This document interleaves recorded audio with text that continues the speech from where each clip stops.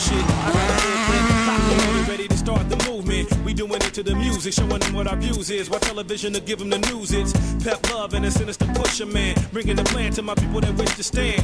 We taking a position and representing all the voices of dissension. Listen. Turn off a television, intellectual vision, and burning the ashes. The fascists making passes, no access to the masses. Unless you kiss the asses, the pages missing at the classes. Brainwashing caches, hold our heads like clay. Reason to buy, strictly for the pay, forced to stay on the throne through August and June. Taught us that they got us from out of the pipe, have us singing the tune, watch them follow. Just sit and do what's going on. How come we allow these people to tell me what's